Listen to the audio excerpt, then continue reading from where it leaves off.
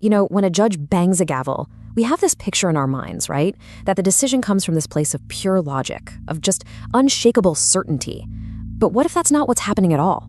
What if, behind those black robes and all those legal texts, the judicial mind is running on a totally different and very human operating system? So let's dive into this and really try to uncover the psychology of how a verdict is actually reached. So this quote from Supreme Court Justice Oliver Wendell Holmes Jr., it just cuts right to the heart of the matter. We all want the law to be certain, don't we? To be this bedrock of stability we can rely on.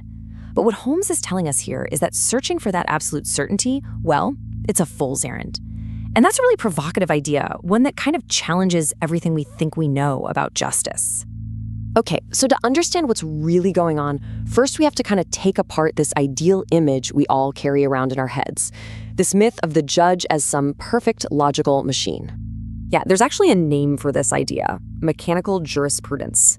And it's basically the belief that a judge just takes the facts of a case, feeds them into this machine of legal rules, and bam, out pops the one single correct answer. It's a really appealing image, right? And it gets reinforced by the way judicial opinions are written. They have this style of ultimate certainty, like the conclusion was always obvious. But this confident facade, it's hiding a much more complex and frankly messy reality. So, if judges aren't these flawless logic engines, then what are they? How does the human brain actually grapple with the crazy amount of ambiguity and conflict you find in a really tough legal case? Well, the answer, it seems, lies in a psychological model that sees the mind not as a logic engine, but as something called a coherence engine. And this is the mind's real operating system for making complex decisions. So instead of some kind of linear, step-by-step logical proof, the mind uses a process called constraint satisfaction. Now, what does that mean? It means your brain treats all the conflicting arguments in a case, the evidence, the laws, the past cases, as one big interconnected web. The brain's goal isn't to find the single logically correct answer. Its goal is to shift and adjust that entire web until it all just settles into a stable, coherent picture where everything seems to point in the same direction. Okay, so here's how that process actually works. Your mind takes in this messy tangle of arguments. Then, all at once, in parallel, it starts adjusting their weights. So, arguments that support each other, they get stronger. Arguments that contradict each other, they get weaker. And this just happens over and over again until a whole network settles into this state of maximum coherence. And just like that, the ambiguity vanishes. And suddenly, one outcome just feels obvious, almost inevitable. This is literally how the brain manufactures certainty out of chaos. You can think of it like that Necker cube illusion. You know the one I'm talking about, that line drawing of a cube, where you can see it facing one way, and then with just a mental shift, your perception completely flips, and now it's facing the other way. The lines on the page didn't change at all, but your brain's coherent interpretation of them did. Well, a legal case is just like that. A judge can be looking at the exact same set of facts and arguments, and with one mental shift, see a perfectly coherent story that favors the plaintiff. And then with another shift, see a totally different but equally coherent story that favors the defendant. Okay, so if the mind is a coherence engine, then we have to talk about the bugs in the software, right? What happens when this incredibly powerful system gets led astray by these little cognitive glitches? Well, the fundamental truth is judges are human. And decades of psychological research have shown empirically that they're absolutely not immune to the same cognitive biases that affect all of us. Their fancy legal training doesn't make them superhuman. Let's look at a really concrete example, something called the anchoring effect. In one fascinating study, researchers gave a bunch of federal judges the exact same personal injury case. Now, the control group was simply asked to figure out the damages. But the other group, first they had to rule on a completely meritless motion to dismiss the case because it supposedly didn't meet the $75,000 minimum for that court. That number, $75,000, that's the anchor. And even though the judges knew it was totally irrelevant to the actual damages, the effect it had on their final decision was just staggering. Get this, the judges who were exposed to that low, irrelevant number awarded on average $350,000 less than the control group. That is a nearly 30% reduction in the damage award, all triggered by a number that they themselves knew was legally meaningless. But their coherence engine, it latched onto it anyway. And you see this same pattern popping up everywhere. The myth is that a judge can just unring the bell, and ignore evidence they've ruled as inadmissible. But the reality, which studies have shown time and again, is that hearing about something like a prior criminal conviction, it still influences their final judgment, even after they've officially ruled to exclude it. The same thing happens with hindsight bias. Once a judge knows how something turned out, they consistently overestimate how predictable that outcome was from the start. So these cognitive glitches, they aren't just some academic curiosity. They create real, actual vulnerabilities in the justice system. And of course, where there's a vulnerability, there are always people looking to exploit it. This is where we move beyond unintentional bias and into the world of deliberate manipulation. The key link here is something called discretion. Public officials, and that includes judges, have the power to hand out valuable benefits and impose serious costs. This power, this kind of mental leeway, is exactly what creates the opportunity for corruption. A bribe is basically just an incentive payment designed to push that coherence-seeking brain toward one particular outcome. That cognitive bug we talked about, it becomes a feature for anyone looking to exploit the system. And if you look at this on an even larger scale, these principles have actually been weaponized. The whole modern concept of cognitive warfare is built on this exact foundation, deliberately exploiting an opponent's psychological processes to mess with their decision-making and gain an advantage. So yeah, all of this paints a pretty unsettling picture of the judicial mind, doesn't it? Which raises a huge question. What does this all mean for our entire system of justice? I mean, it's the unavoidable question, right? If the very people we entrust to make these critical decisions are subject to these deep-seated cognitive illusions and vulnerabilities, can we really have confidence in the system? Is the whole thing just fundamentally flawed? Well, it's not quite that simple. The system isn't completely defenseless. You could say it's evolved a series of software patches to try and mitigate these bugs. For instance, the requirement to write a detailed legal opinion that forces a judge to move from their initial, intuitive feeling of coherence to a much more rigorous, logical justification. There are also rules for judicial recusal, which allow a judge to step away from a case if they know they've been exposed to some powerfully biasing information. And then you have things like whistleblower protections, which create incentives for people inside the system to expose corruption whenever it does take root. So in the end, I think we're left with this. Justice isn't something handed down by a perfect, infallible machine.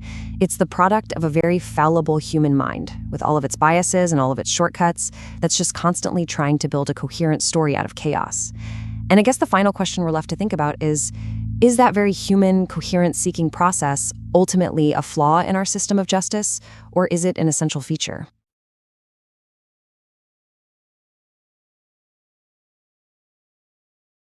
Ever wonder how judges make those really, really tough decisions?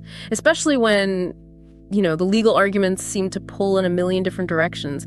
We often have this picture of a purely logical, almost robotic process. Yeah, like a perfectly calibrated legal machine. Yeah. But the reality, well, as our sources reveal, it's far more intricate, more human, actually. Right. So for you, our listener, we're taking a deep dive today. We're looking into the fascinating psychology behind how judges, and really all of us, navigate super complex information to finally reach a conclusion. Okay. Our mission really is to uncover these surprising cognitive mechanisms, the ones that lead to that feeling of certainty even when everything seems ambiguous.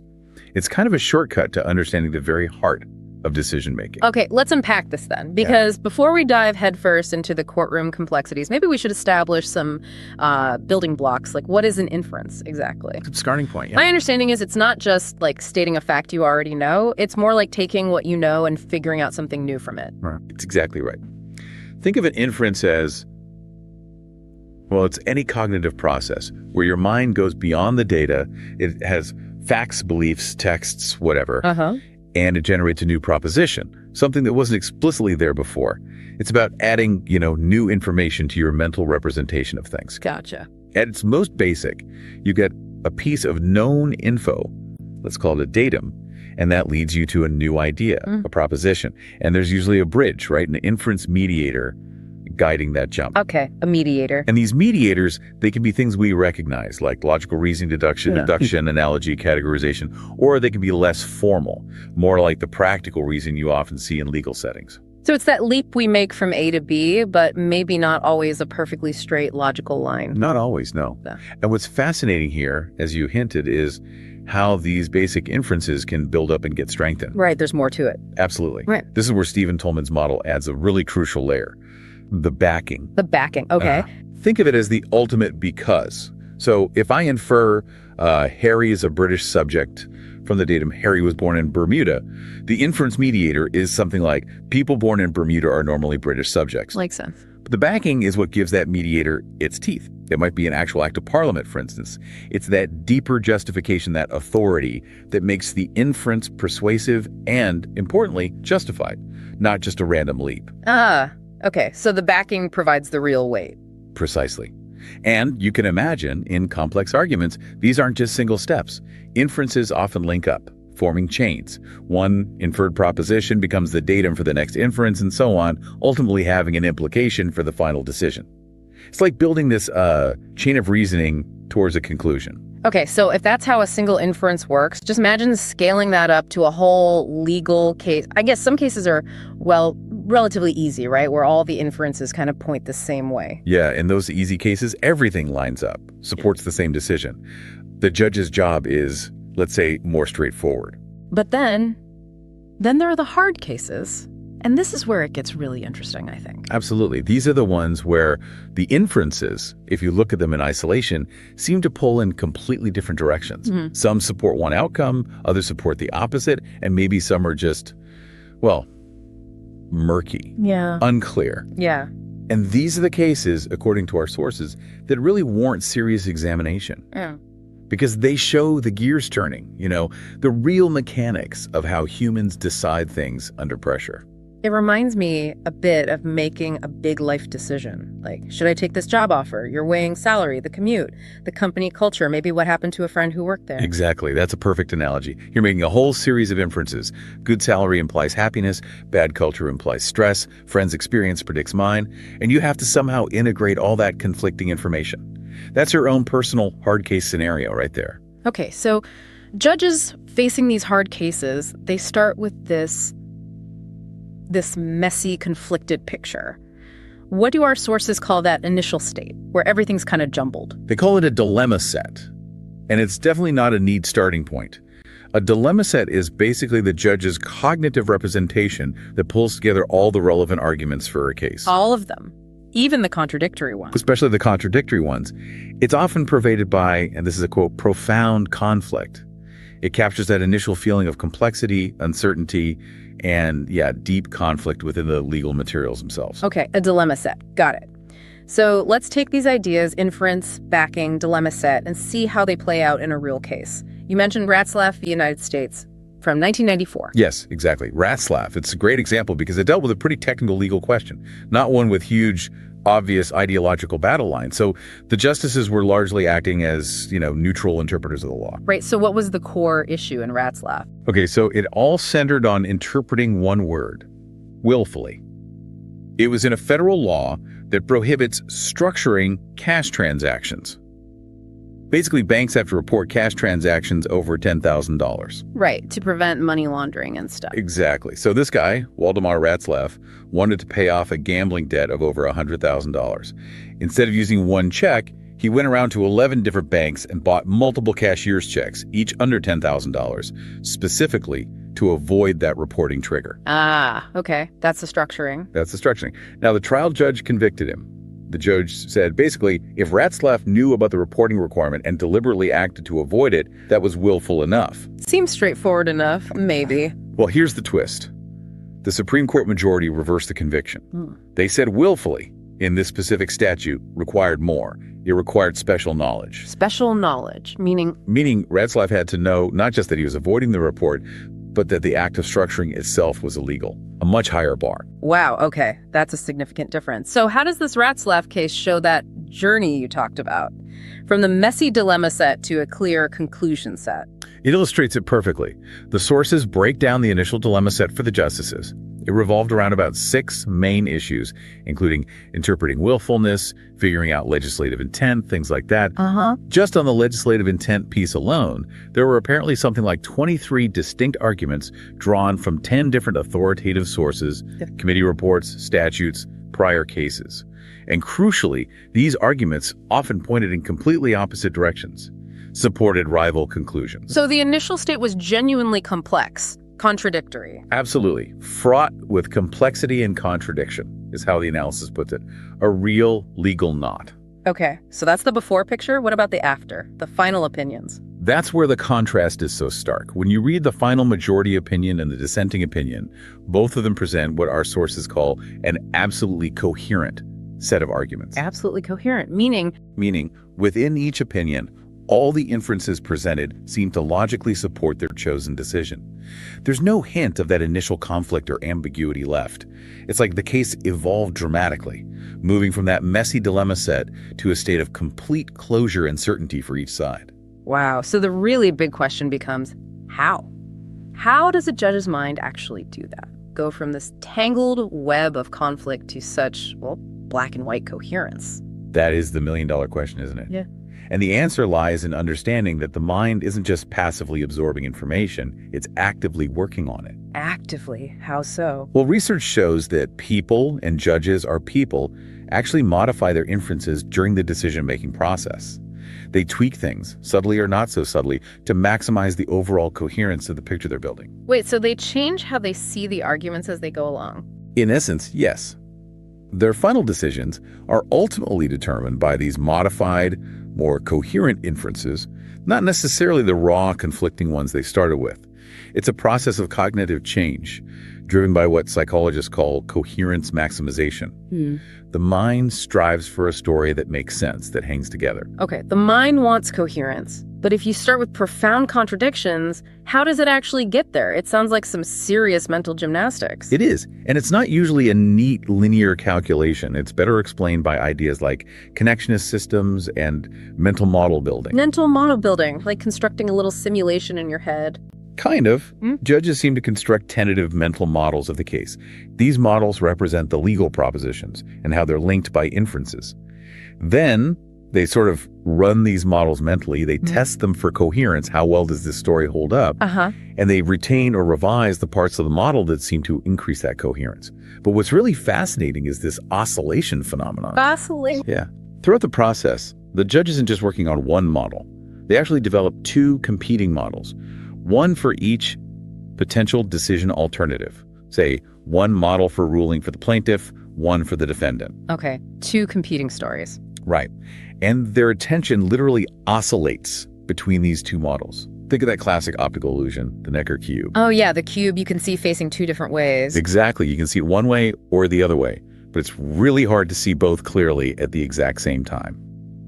When the judge focuses on one mental model, its supporting arguments become overwhelmingly salient. They seem incredibly coherent, and the arguments for the other model get sort of suppressed, pushed into the background. So you flip-flop mentally until one side just feels stronger, more solid. Pretty much. The process continues, maximizing the coherence of whichever model is currently in focus until some kind of stopping criterion is met. Maybe they reach a point they feel is maximum possible coherence, or maybe it's more like satisficing. Satisficing. Yeah, stopping once a sufficient level of coherence is achieved. Maybe time is running out, or maybe it just feels right, like they've found the answer, even if it's not perfectly mathematically coherent. That Necker cube analogy is powerful, seeing only one coherent picture at a time. But how does the mind actually do the restructuring? What are the specific cognitive tools or transformations it uses to smooth out those conflicts? Right, it's not magic. Our sources identify three main mechanisms, three types of cognitive restructuring judges seem to employ, often unconsciously. They call them gatekeeping, bolstering, and rule selection. Gatekeeping, bolstering, rule selection. Okay, let's break those down. Gatekeeping sounds pretty active, like controlling what gets in. It is very active. Gatekeeping involves selectively including or excluding certain propositions, arguments, or facts from consideration.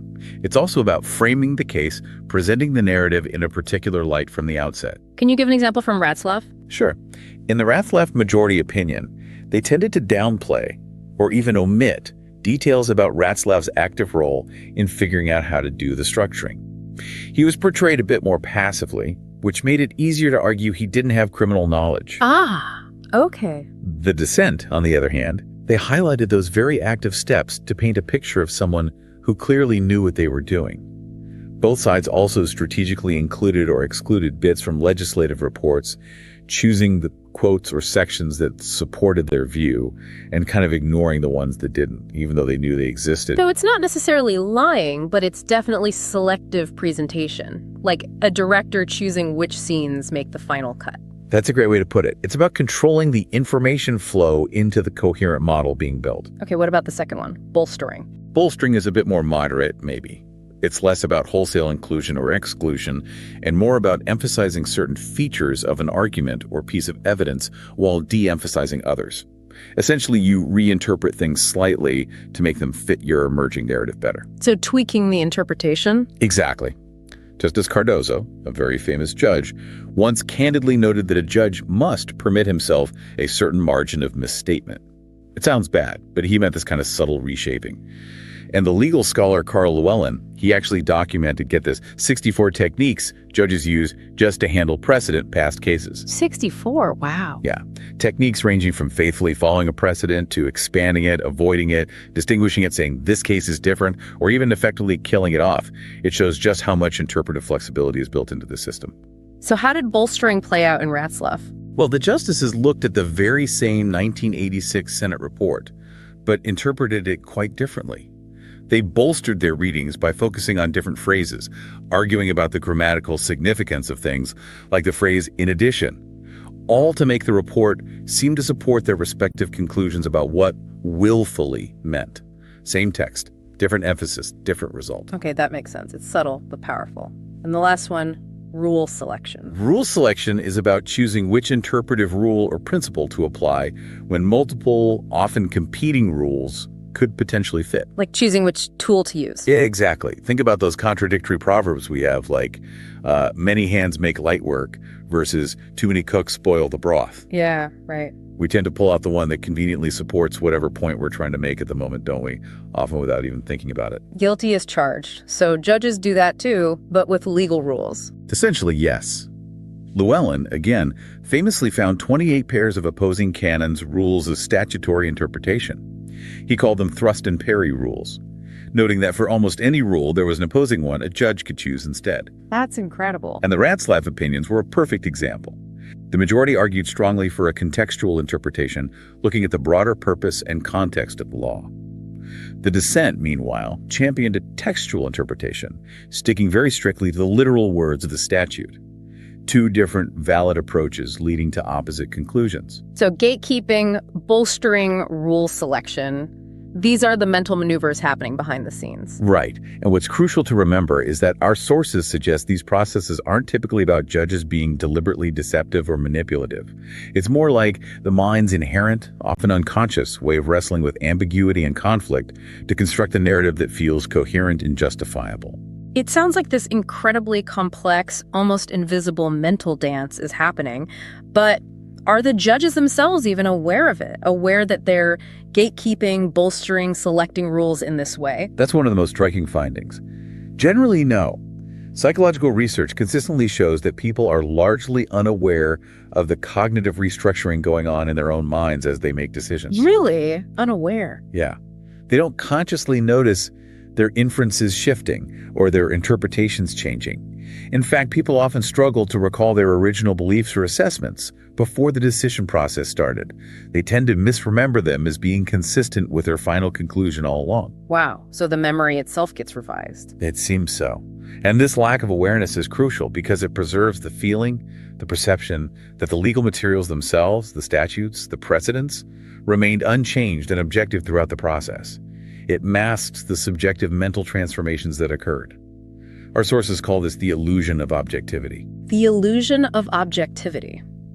Because the judge feels objective even while their mind is actively shaping the arguments. Precisely. They feel constrained by the law as they now perceive it after the coherence building process is complete. So if this whole restructuring process is largely unconscious, how do judges describe how they reach their decisions? Especially in those really tough cases. They can't say, well, my connectionist network settled into a stable state. No, definitely not. They often resort to describing it as a hunch. A hunch, like a gut feeling. Sort of, but it's more nuanced than just a random guess. Judges are usually very aware of the content of their decision, what they decided, and they feel incredibly confident about it. But they often have very limited conscious access to the intricate process that led them there. So the answer feels obvious, but they can't quite explain why it's obvious. Exactly. The conclusion feels obvious, yet somehow inexplicable. William James, the great psychologist, put it beautifully. When the conclusion is there, we have always forgotten most of the steps preceding its attainment. Forgotten the steps. Yeah. Another judge, Judge Hutchison, described it vividly as that intuitive flash of understanding which makes the jump spark connection between question and decision. And Justice Cardozo used that wonderful metaphor of clarity emerging, like the fog filling from the obscured problem. Like the answer just crystallizes out of the confusion. Right. So the hunch isn't necessarily unprincipled or arbitrary. It's often a judge's honest, candid description of experiencing a genuine feeling of certainty that arises from all this complex, demanding, but largely unconscious cognitive work. It explains why judges can express such remarkably high levels of confidence even when the initial data, the dilemma set, was riddled with conflict. They feel the coherence they've constructed. Okay, so the judge arrives at this point of deep, felt certainty, this coherent conclusion, largely through these unconscious processes. How does that internal state then translate into the formal judicial opinions we actually read? Those seem so structured, so logical. That's a key point. Those opinions are essentially snapshots. They aren't a diary of the messy, back-and-forth, oscillating decision process. Yeah. Right, not the raw footage. Exactly. They're the polished, final image of the coherent mental model after the decision has been reached. The opinion articulates the reasons that the judge, now in that state of coherence, perceives as best supporting the decision. Hence, sometimes maybe they even add more reasons after the fact. Yes, that happens too. There's often a post-decision process of rationalization. Once the choice is made, the judge or their clerks might actively seek out additional information, more precedents, stronger quotes, or authoritative texts to further bolster the chosen conclusion. This padding, as the sources call it, makes the final opinion appear even more coherent, almost inevitable, and singularly correct. So it's like building an even stronger case after the internal verdict is already in. In a way, yes. Oh. And crucially, the opinion embodies the chosen mental model. It champions that model's arguments and actively ignores, downplays, or refutes the arguments that supported the rejected alternative model. Because they're only seeing one side of the Necker cube clearly by then. Precisely. That deep discrepancy between the two competing models, the intense conflict of the initial dilemma set, is never really confronted simultaneously in the final written opinion. This selective focus contributes significantly to that confident, sometimes unshakable tone you often find in judicial writing. This whole perspective, it really sheds light on that long-standing debate in legal theory, doesn't it?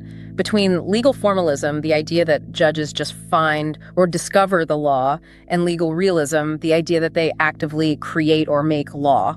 It absolutely does.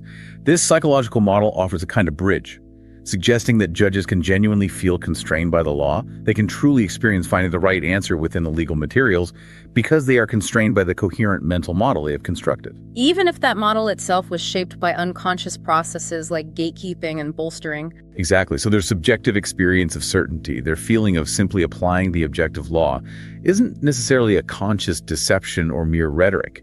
It can be a genuine psychological artifact of achieving that state of cognitive coherence. The law feels clear and constraining once the mind has done the work to make it so.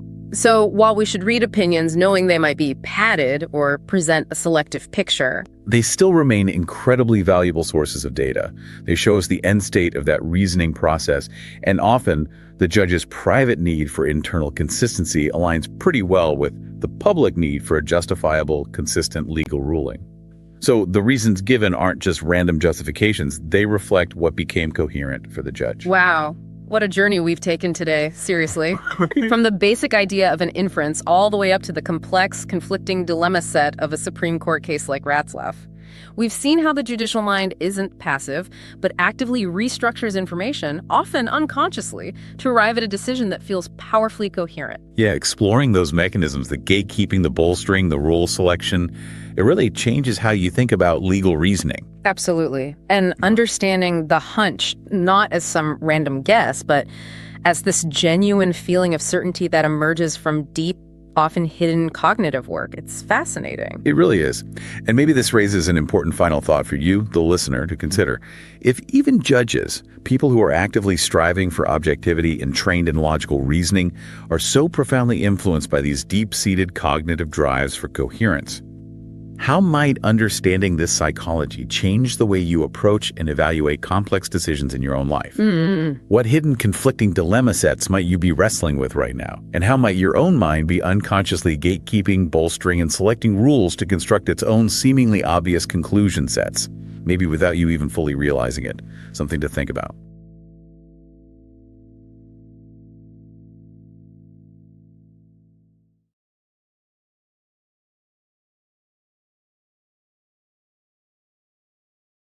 When you read a major court opinion or, hear a judge deliver a verdict, the whole thing, the entire ritual is designed to project one thing: absolute, unshakable certainty. The law, we're told, is this deductive machine. You feed in the facts, apply the logic, and bang, the inevitable outcome is revealed.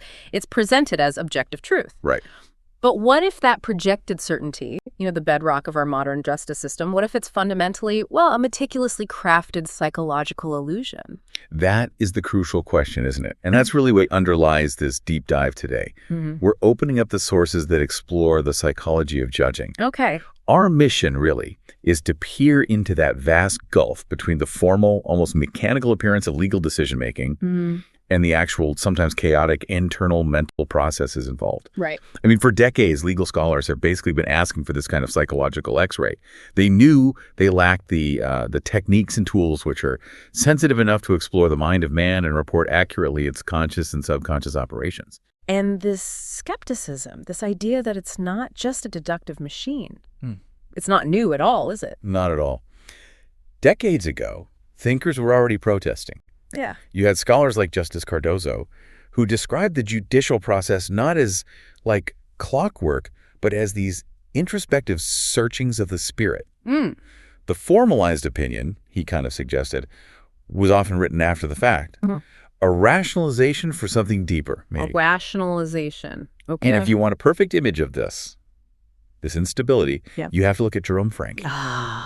Yes. Frank. He was maybe the most vocal protester against this idea of forced judicial certitude. He argued it was often just a way of concealing profound uncertainty. Right, hiding the doubt. Exactly. And he gave us that unforgettable image, didn't he? He said, judicial reasoning resembled the necks of the flamingos in Alice in Wonderland, which failed to remain sufficiently rigid. To be used effectively as mallets by the croquet players. I love that visual. It's fantastic. Such a great metaphor for unstable logic. So, okay, if the law is inherently unstable, if the judge's mind starts with these wobbling flamingo necks of contradictory arguments, our key mission today is to understand the psychological process. How does the mind stabilize that conflict? How does it arrive at one confident, coherent answer? And crucially, what are the deep implications of that cognitive mechanism for the integrity of decision-making? That's it, precisely. Okay, so let's unpack this core paradox then. As Carl Llewellyn noted, judicial opinions have to be dressed up in the garb of certainty. They must. You don't get to publish an opinion saying, well, I was 51% sure on this one. No, the final product has to be ironclad. Right. So if the raw input is contradictory precedents, maybe ambiguous legislative intent, conflicting arguments, how does the judge's mind psychologically enforce that final ultimate conviction? Well, what's fascinating here is that we really have to abandon the idea of linear, step-by-step deduction. That's just not how the mind seems to work in these complex situations. Psychologically, the decision process involves more of a restructuring of the legal materials.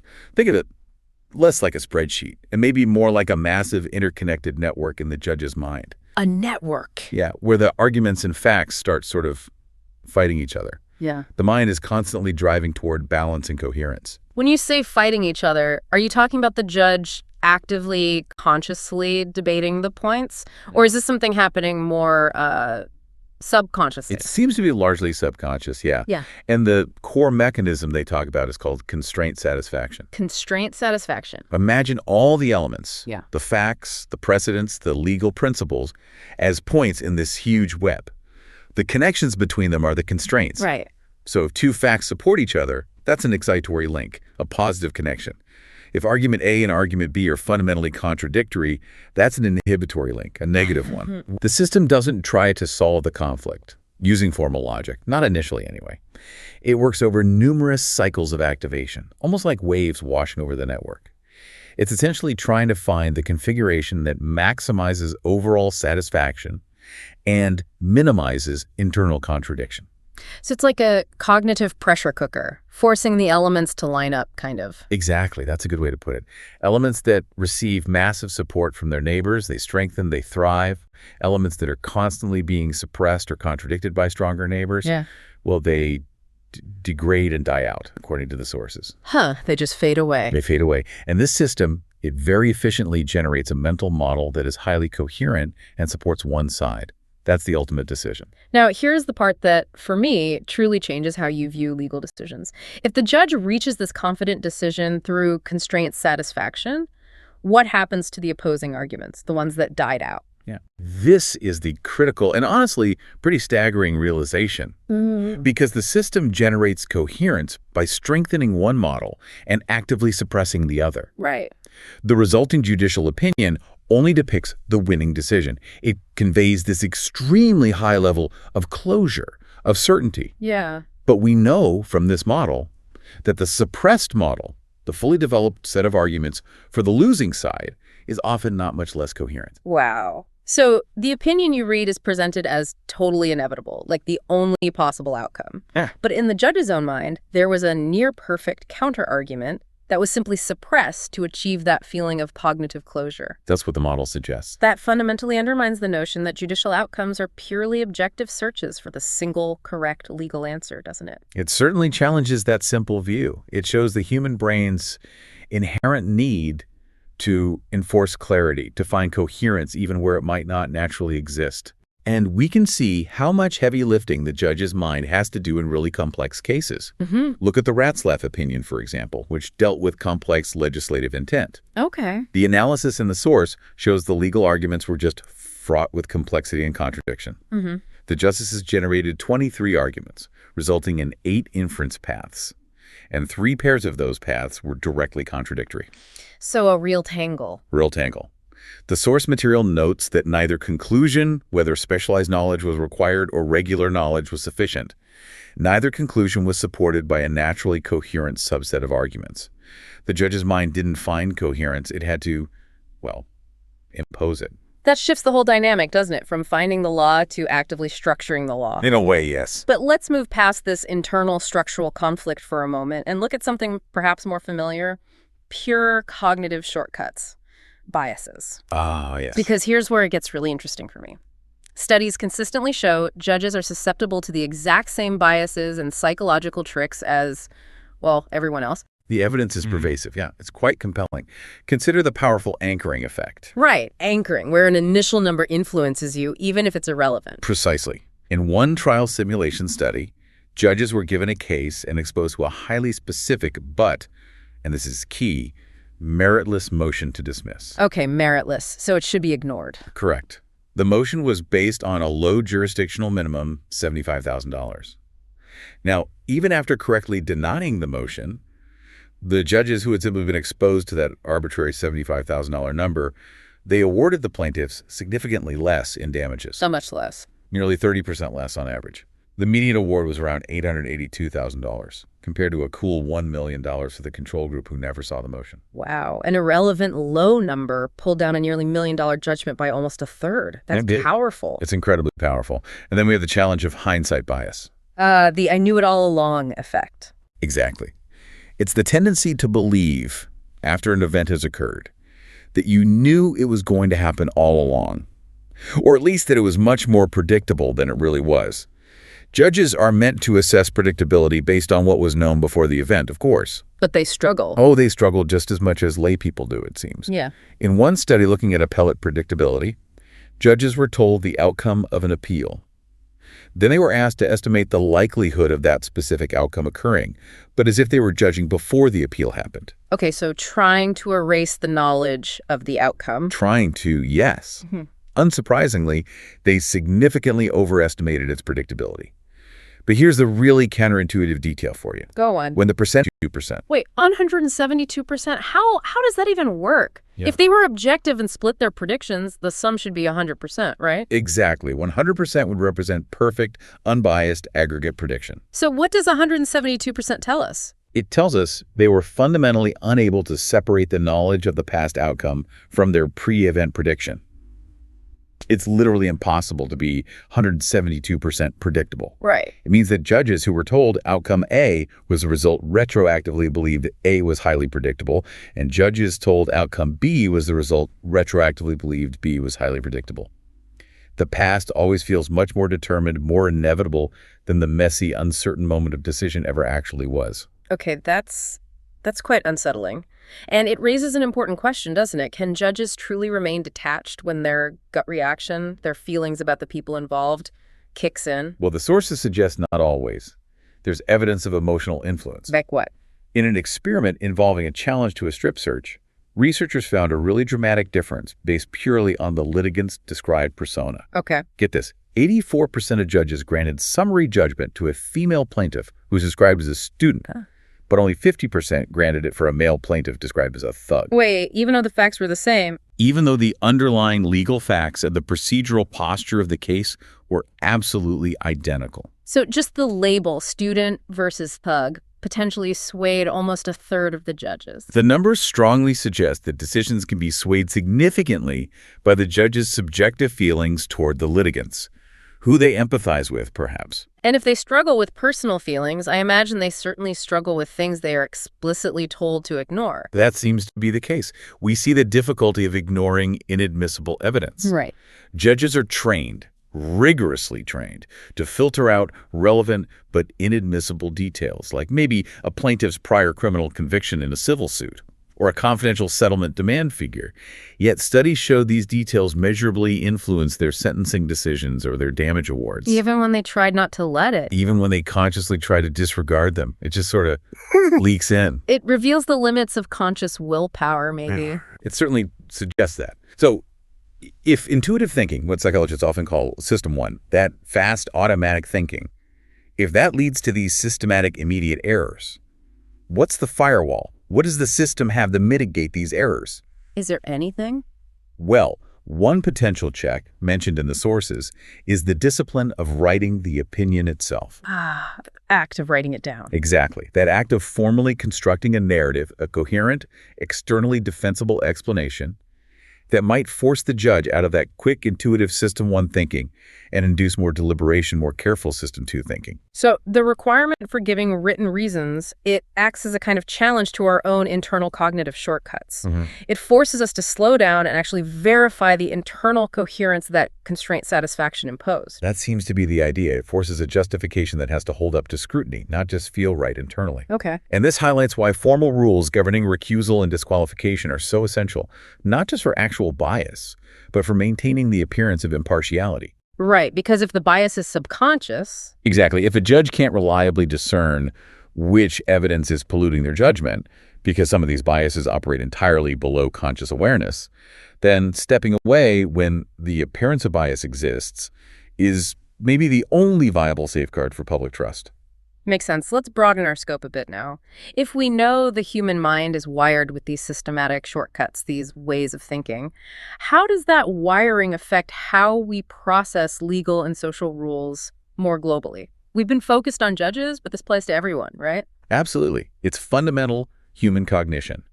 We see that humans seem to have evolved cognitive mechanisms that are tailored for specific types of problems, and these often bypass pure formal logic. Meaning we aren't wired to be perfect formal logicians across the board. A great example from evolutionary psychology is the idea of social contract algorithms. social contracts, What? like fairness, reciprocity. Exactly. These seem to be specialized mental modules for problems like detecting cheaters in social exchanges. They follow a simple, powerful evolutionary rule. Right. Basically, if one takes the benefit, then one must pay the cost. So our brains are automatically better at spotting someone breaking a social rule, like sneaking into a concert without paying, than they are at solving an abstract logical puzzle, even if the structure is the same.